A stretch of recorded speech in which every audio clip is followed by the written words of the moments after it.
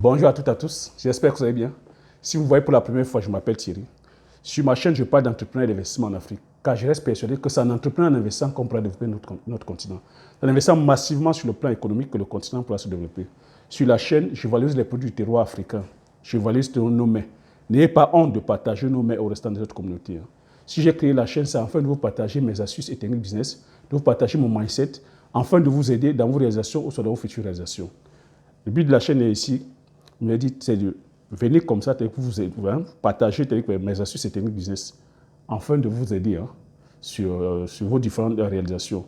Et le but de la chaîne aussi ici est de promouvoir nos épices, si vous avez dit le poivre de Penja, le Njansan qui est le Akpi. Donc, si c'est des thématiques comme ça qui vous parlent, donc l'entrepreneuriat et puis l'entrepreneuriat agricole et puis les investissements traditionnels, n'hésitez pas de vous abonner en appuyant sur le petit bouton rouge, en validant la cloche, afin de ne pas manquer les prochaines notifications. Donc, si vous l'avez déjà fait, je vous dis merci. Donc, le thème du jour aujourd'hui, c'est comment, c'est entrepreneur débutant, écoute ceci avant de commencer. Donc, entrepreneur débutant, écoute ceci avant de commencer. Donc, vous m'avez toujours entendu ici, vous avez que le thème de ma chaîne, c'est l'entrepreneuriat. Et je dis, avant de se lancer dans l'entrepreneuriat, il y a un travail qu'il faut déjà faire au préalable. Et surtout pour les novices, pour les entrepreneurs débutants, on ne se lance pas dans l'entrepreneuriat par effet de mode. Bon, tu dis ici que l'entrepreneuriat n'est pas un phénomène de mode. L'entrepreneuriat n'est pas une histoire où je vais faire enregistrer mon entreprise, je suis CEO, j'ai mon badge, ou j'ai créé ma start-up. Non, ce n'est pas un phénomène de mode. C'est un état d'esprit. C'est une façon de vivre. Lorsque vous vous engagez dans l'entrepreneuriat, c'est une façon de vivre, c'est un état d'esprit.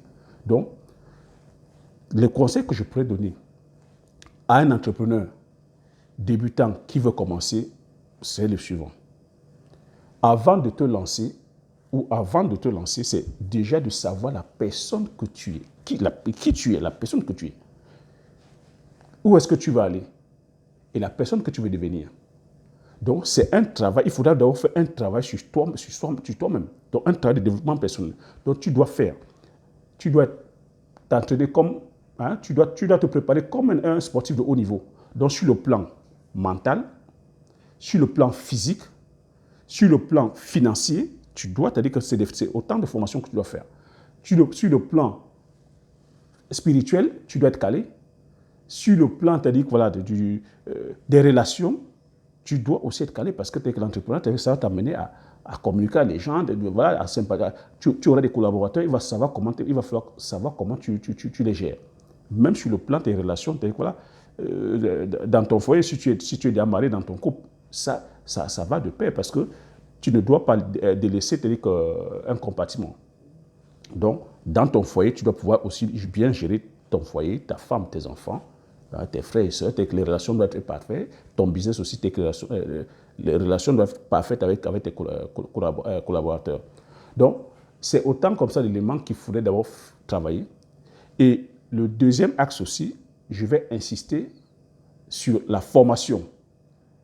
Donc, avant de te lancer, avant déjà de te lancer, peu importe ton business et peu importe le business sur lequel tu vas te lancer, il faudrait déjà savoir si ton business répond à un besoin.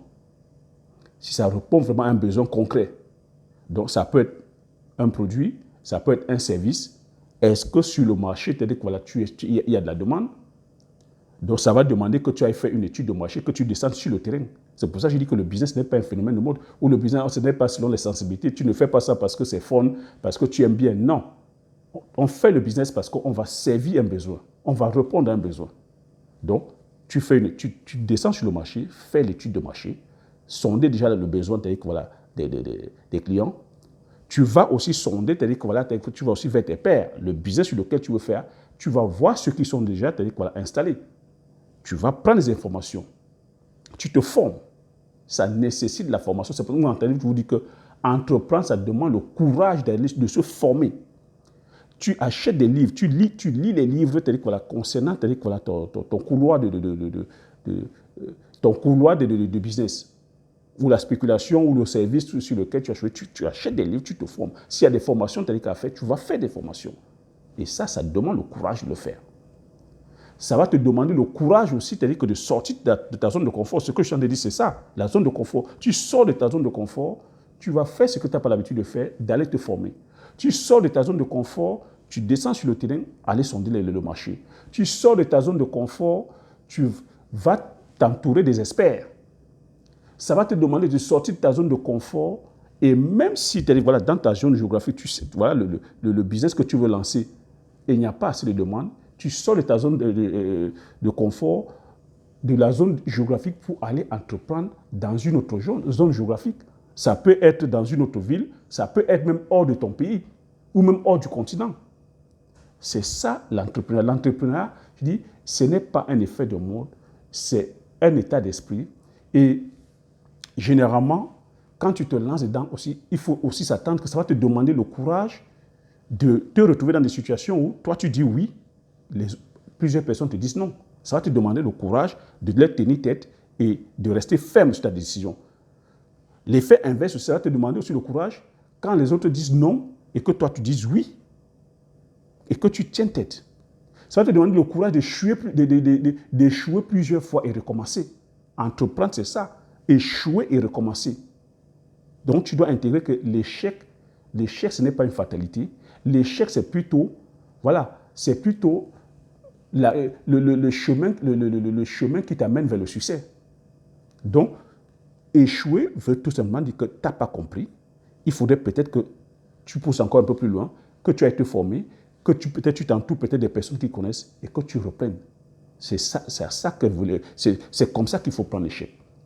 Donc, pour moi, pour tous mes débutants, entreprendre aussi, je vais dire, il ne faut pas se lancer pour se lancer. Il ne faut pas se lancer dans l'entrepreneuriat en disant que bon voilà, je vais entreprendre, peut-être parce qu'il faut avoir des objectifs. C'est quoi ton but? C'est d'impacter uniquement ta vie, c'est d'impacter la vie de ceux qui t'entourent, c'est d'impacter le monde, parce que si tu te lances dans l'entrepreneuriat en disant juste que bon voilà, je me lance parce que je veux avoir de l'argent pour acheter, je ne sais pas moi, une voiture ou pour acheter une maison, tu vois que c'est bien acheter une voiture, mais l'impact n'est pas costaud parce qu'au premier soubresaut, tu risques de lâcher. Mais si tu vas prendre, si tu vas chercher, voilà, tu vas te lancer dans des aventures qui te dépassent, telles que voilà, quand tu te lances, tu te dis que je voudrais créer un orphelinat, je voudrais créer des écoles, je voudrais impacter la vie de plusieurs orphelins, je voudrais impacter la vie de mes concitoyens, je voudrais impacter la vie voilà, des personnes de mon continent, je voudrais impacter le monde. Tu vois que quand tu embrasses une cause qui te dépasse, je dis, peu importe les difficultés, tu vas te relever. Peu importe les refus, parce qu'il faut aussi intégrer que tu auras, c'est-à-dire que des tonnes de refus. Tu veux commencer peut-être un business où il faut peut-être aller demander un crédit en banque. Tu vas essuyer des refus. Hein. On ne va pas t'accorder le crédit comme ça, surtout quand tu débutes. Hein. Mais qu'est-ce qui va te faire tenir? C'est ta vision. C'est la vision, c'est l'impact que tu vas apporter, c'est les orphelins que tu veux peut-être sortir de la misère, que tu auras à chaque fois, c'est les écoles que tu veux créer, c'est les entreprises qui vont impacter la vie des personnes que tu auras dans ta vision à chaque fois qui vont te tenir. Parce que c'est ça la vision. Si tu n'as pas une grosse vision, mon ami, ton projet va faire tchit. Parce qu'au premier refus, ou au premier soubresaut, tu vas lâcher l'affaire. Donc, c'est ça le conseil que je pouvais donner aux entrepreneurs aux entrepreneurs qui débutent, aux entrepreneurs débutants qui commencent, c'est que tenez bon, gardez le cap, ayez votre grande vision, commencez petit, formez-vous. Je ne cesserai de répéter que c'est la formation. On échoue par manque de connaissances. On n'échoue pas manque de connaissances. Et ne vous limitez pas. Il n'y a pas de limite. La seule limite, c'est dans la tête. Il ne faut pas se dire, ah non, parce que je suis noir, ah, parce que je suis jaune, parce que je suis bleu, parce que je suis sorti d'un continent pauvre, ah, parce que je suis gros, parce que je suis mince, parce que je n'ai pas assez de diplômes, ou peut-être parce que j'ai trop de diplômes. Non, non et non. La seule limite, c'est dans la tête. Et quand on échoue, tout simplement parce qu'on manque de connaissances. Une fois que tu as cette humilité, c'est-à-dire que je n'ai pas assez de compétences, je vais vers la personne qui a la compétence, tu verras que tu vas faire le gap. Parce que le business sur lequel tu t'es lancé, il y en a qui ont déjà réussi dessus. Donc, tu n'as que juste à prendre ton orgueil, à t'asseoir sur ton orgueil et aller vers les personnes qui sont déjà établies. Elles vont te faire passer le gap. Donc, c'est ça que je pouvais te dire, c'est les conseils que je pouvais donner.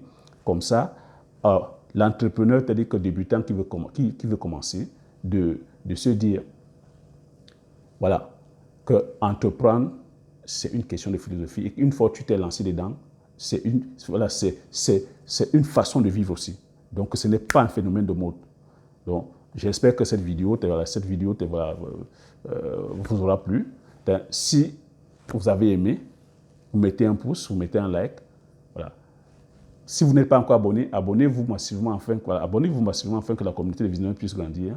Partagez massivement la vidéo autour de vous, parce qu'il y a pas mal de personnes aussi comme ça qui sont intéressées par l'entrepreneuriat. Et vous êtes, comme je continue à dire, l'entrepreneuriat, c'est le mindset. Pourquoi nous ayons ce mindset des visionnaires, ce mindset d'entrepreneurs, ce mindset des visionnaires qui veulent impacter le monde.